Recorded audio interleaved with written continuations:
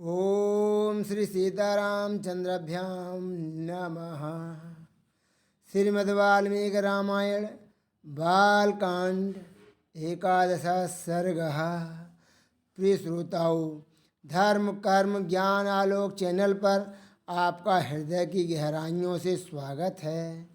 एकादश सर्ग के अंतर्गत सुमंत के कहने से राजा दशरथ का सपरिवार अंगराज के यहाँ जाकर वहाँ से शांता और ऋषिशृंग को अपने घर ले आना प्रसंग का वर्णन किया गया है।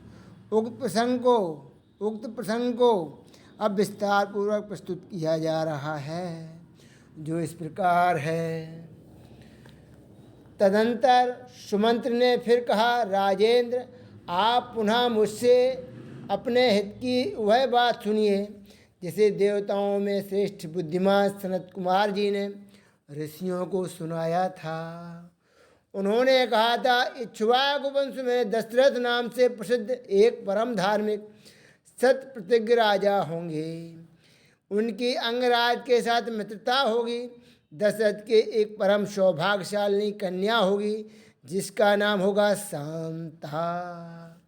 शांता राजा दशरथ एवं कौशल्या की औरस पुत्री थी। उन्होंने राजा रोमपाद को उसे दत्तक पुत्री के रूप में दिया था। इस प्रकार वह राजा दशरथ की औरसी और राजा रोमपाद की दत्तक कन्या थी। शांता राजा दशरथ के पुत्र राम, लक्ष्मण, भरत और शत्रुघ्न की बहन भी थी। तो वास्तव में अंग देश के राजकुमार का नाम होगा रोमपाद। महायशस्वी राजा दशरथ उनके पास जाएंगे और कहेंगे, धर्मात्मन, मैं संतानहीन हूँ। यदि आप आज्ञा दें तो शांता के पति ऋषिशृंग मुनि चलकर मेरा यज्ञ करा दें। इससे मुझे पुत्र की प्राप्ति होगी और मेरे वंश की रक्षा हो जाएगी। राजा की यह बात सुनकर मन ही मन उस पर विचार करके मनस्वी राजा रोमपाद शांता के पुत्रवान पति को उनके साथ भेज देंगे। ब्राह्मण ऋषिशृंग को पाकर राजा दशरथ की सारी चिंता दूर हो जाएगी और वे प्रसन्नचित्त होकर उस यज्ञ का अनुष्ठान करेंगे। यश की इच्छा रखने वाले धर्मज्ञ राजा दशरथ हाथ जोड़कर द्विजश्रेष्ठ ऋषिशृंग का यज्ञ, पुत्र और स्वर्ग के लिए वर्ण करेंगे तथा वे प्रजापालक नरेश उन श्रेष्ठ ब्रह्मर्ष से अपनी अभीष्ट वस्तु प्राप्त कर लेंगे। राजा के 4 पुत्र होंगे जो अप्रमेय, पराक्रमी, वंश की मर्यादा बढ़ाने वाले और सर्वत्र विख्यात होंगे, जिनके नाम होंगे क्रमशः राम, भरत, लक्ष्मण और शत्रुघ्न। महाराज, पहले सतयुग में शक्तिशाली देव प्रवर भगवान सनत कुमार जी ने ऋषियों के समक्ष ऐसी कथा कही थी। पुरुष सिंह महाराज, इसीलिए आप स्वयं ही सेना और सवारियों के साथ अंग देश में जाकर मुनि कुमार ऋषिशृंग को सत्कार पूर्वक यहाँ ले आइए। मुनि कुमार ऋषिशृंग को सत्कार पूर्वक यहाँ ले आइए। सुमंत का वचन सुनकर राजा दशरथ को बड़ा हर्ष हुआ। उन्होंने मुनिवर वशिष्ठ जी को भी सुमंत की बातें सुनाई और उनकी आज्ञा लेकर रनिवास की रानियों तथा मंत्रियों के साथ अंग देश के लिए प्रस्थान किया, जहाँ विप्रवर ऋषिशृंग निवास करते थे।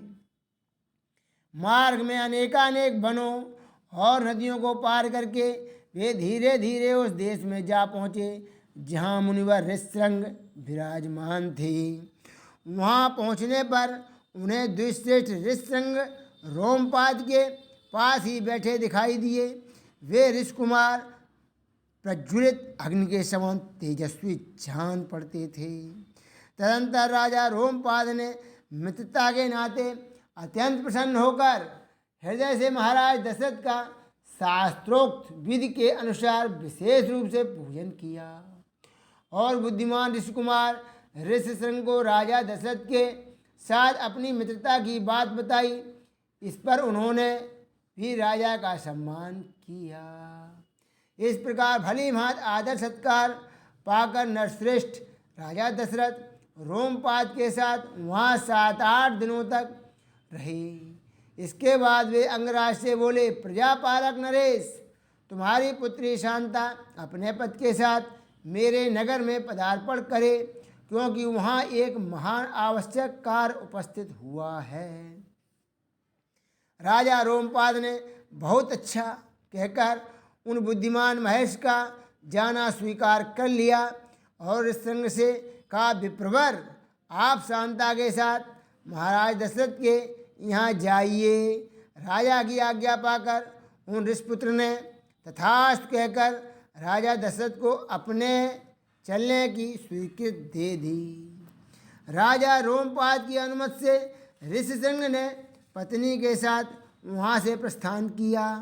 उस समय शक्तिशाली राजा रोमपाद और दशरथ ने एक दूसरे को हाथ जोड़कर स्नेहपूर्वक छाती से लगाया तथा अभिनंदन किया।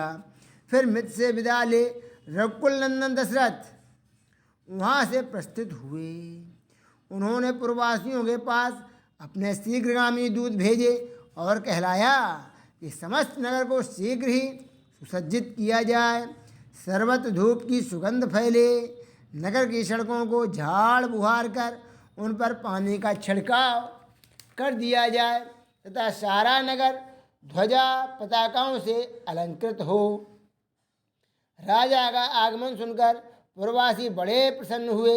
महाराज ने उनके लिए जो संदेश भेजा था उसका उन्होंने उस समय पूर्ण रूप से पालन किया। तदंतर राजा दशरथ ने शंख और दुंदुभी आदि वाद्यों की ध्वनि के साथ विप्रवर ऋष्यशृंग को आगे करके अपने सजे सजाए नगर में प्रवेश किया।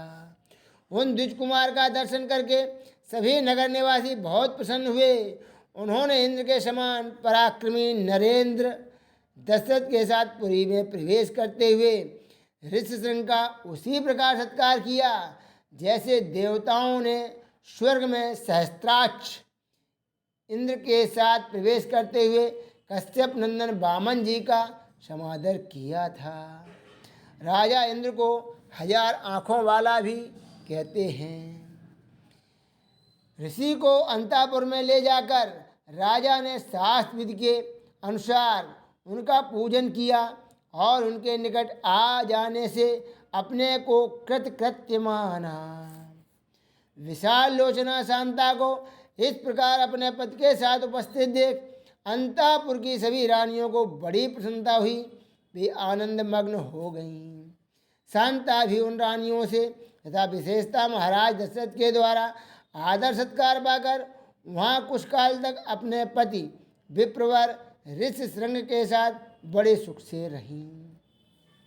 इस प्रकार श्री वाल्मीकि निर्मित आर्ष रामायण आदि काव्य के बालकांड में 11वां सर्ग पूरा हुआ। उपरोक्त वर्णन से स्पष्ट है कि मुनि ऋष्यशृंग की पत्नी शांता राजा दशरथ की औरस पुत्री थी। अतः ऋष्यशृंग मुनि राजा दशरथ के दामाद हुए। विष्णु पुराण के अनुसार राजा रोमपाद ने कन्या शांता को राजा दशरथ से गोद लिया था। इस प्रकार वास्तव में राजा दशरथ के चारों पुत्र राम, लक्ष्मण, भरत, शत्रुघ्न के साथ एक कन्या शांता भी थी। यदि प्रस्तुत अच्छी लगी हो तो चैनल को सब्सक्राइब करें। बहुत बहुत धन्यवाद।